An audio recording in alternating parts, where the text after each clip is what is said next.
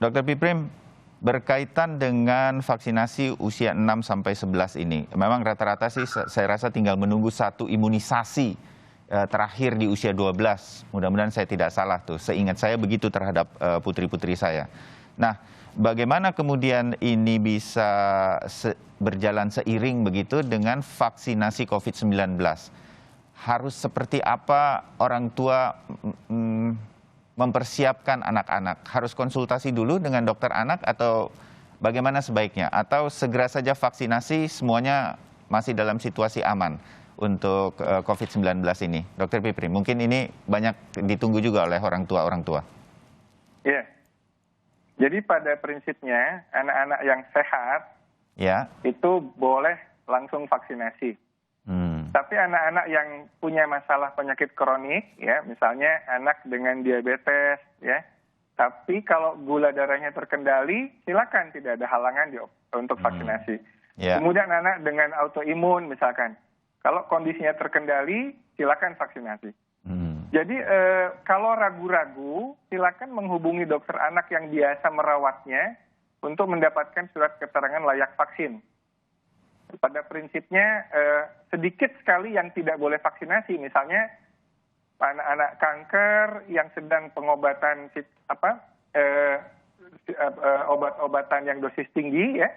Kemudian anak yang dalam kondisi penurunan imunitas yang berat, anak HIV dalam kondisi yang berat dan seterusnya, ini yang memang tidak boleh, ya. Hal-hal lain seperti misalkan jarak antara vaksinasi sebelumnya mesti di atas sebulan. Satu lagi gini, Mas, kita jangan sampai lupa melengkapi vaksinasi rutin. Iya. Jadi jangan hanya fokus pada imunisasi COVID, lupa vaksin-vaksin dasar yang sebetulnya kalau diabaikan menimbulkan dampak yang jauh lebih berbahaya daripada COVID. Ya, seperti difteri, kemudian polio, campak, ya. Ini juga jangan sampai lupa, orang tua tetap melengkapi itu di samping vaksinasi COVID. Apalagi situasi sedang melandai pandemi, jadi waktunya untuk bisa memberikan, kemarin mungkin takut ke rumah sakit atau ke klinik, sekarang waktunya untuk bisa melengkapi vaksinasi atau imunisasi anak, termasuk mungkin mencari informasi mengenai vaksinasi COVID-19. Satu lagi, kalau ini, Dr. Piprim,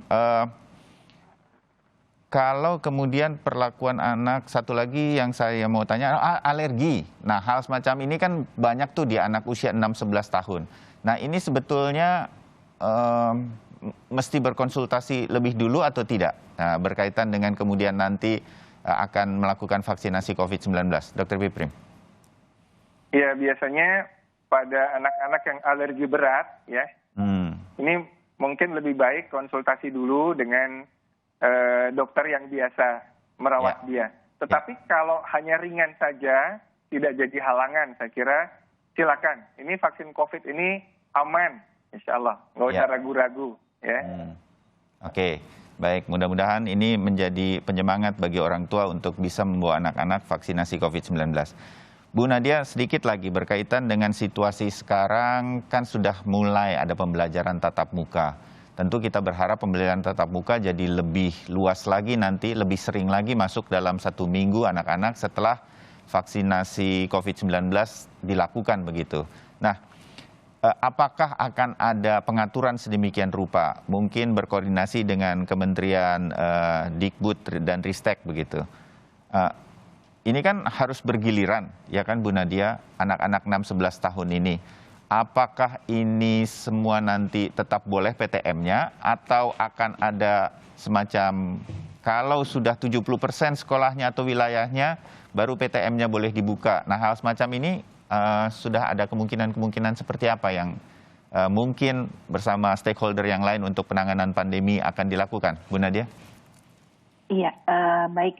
Yang pasti Mas Bayu bahwa PTM itu kita lakukan untuk mengurangi gap dari generation loss ya. Di situasi pandemi yang masih terjadi. Jadi memang ini bukanlah hal yang mudah ya untuk kemudian pemerintah bagaimana menyeimbangkan keputusan jangan sampai gap itu terus terjadi. Tapi di sisi lain memastikan bahwa pandemi ini tidak berdampak atau berimpact yang lebih berat lagi khususnya kepada anak-anak anak-anak kita yang masih dalam duduk di bangku sekolah.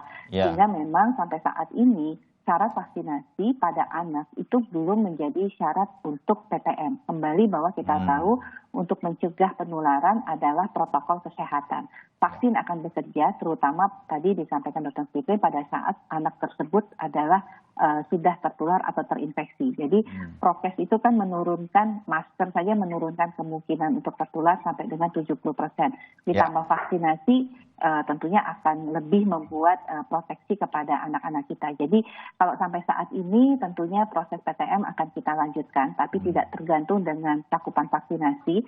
Kemudian apakah nanti PTM akan full, nanti kita lihat, tapi bukan hubungannya dengan vaksinasi, tapi lebih pada situasi daripada laju penularan COVID-19. Jadi kalau kita mungkin pandeminya sudah lebih terkendali, aman untuk anak-anak kita, maka mungkin PTM bisa kita buka lebih 100%, mungkin begitu ya, seperti WHO dan WFH. Seperti itu.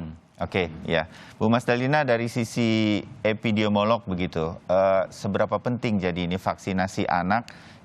Kita akan mulai lebih cepat sudah, dan kemudian saya berharap bisa cepat juga keluar dari Jawa dan Bali. Stok akan makin banyak Sinovac-nya setelah di awal-awal tahun nanti. Bagi setiap orang tua, tentu kita berharap mereka tidak ragu untuk melakukan vaksinasi terhadap anak-anaknya. Karena ini penting untuk pencegahan situasi pandemi di negara kita. Itu kira-kira Bu Mas Dalina. Ini anak-anak 6-11 tahun pun mereka lebih tahan atau segala macam, tapi vaksinasi akan sangat penting bagi kita untuk mengatasi pandemi di Indonesia. Bu Mas Dalina?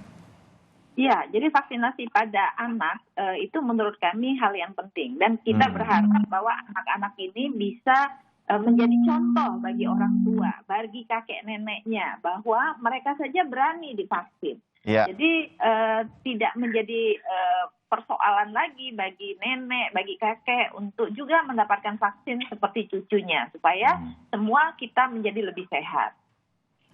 Nah mudah-mudahan ini sekali lagi menjadi penyemangat bagi kita. Dr. Piprim, mungkin bagian akhir dari diskusi kita, Sinovac, mungkin juga kita sudah tahu bahwa ini sudah melewati tes dari BPOM, sudah keluar EUA-nya begitu, sehingga kemudian bisa digunakan dalam situasi darurat, tentu dalam dosis yang dibuat untuk anak usia 6-11 tahun. Nah, ini aman ya, Sinovac untuk anak-anak dengan dosis yang sudah disesuaikan, akan mendapatkan 2 kali vaksin.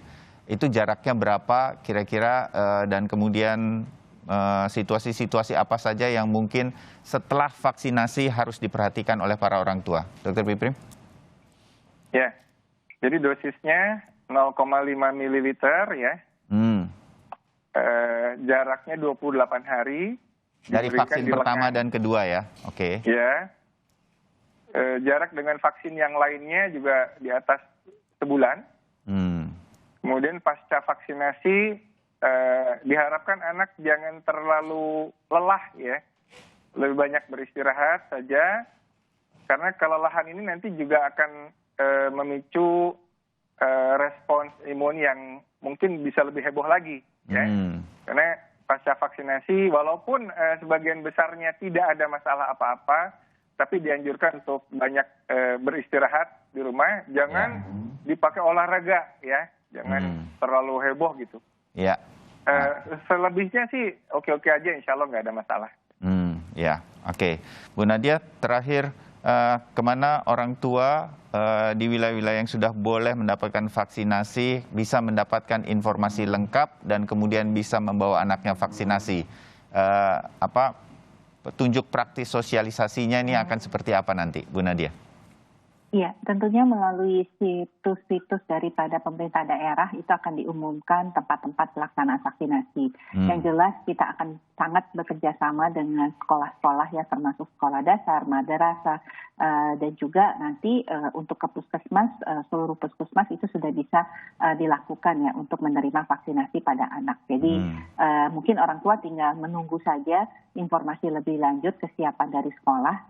Ini yang pertama. Yang kedua, sambil menunggu bisa memastikan dulu anaknya sudah memiliki atau mempunyai NIK yang bisa dicek di kartu keluarga masing-masing. Nah, kalau belum, segera datangi Dukcapil untuk meminta nomor induk kependudukan anak kita.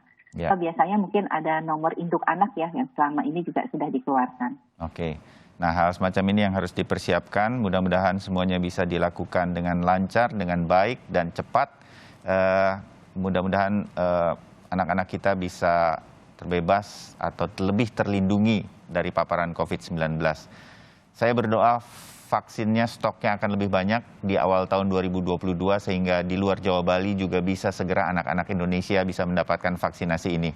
Kita doakan ya Ibu Nadia dan seluruh stakeholdernya untuk pandemi ini. Ibu Mas Dalina terima kasih, Dr. Piprim juga terima kasih. Kita akan ketemu lagi dan memantau terus vaksinasi di Indonesia, terutama juga untuk anak-anak yang dimulai hari ini.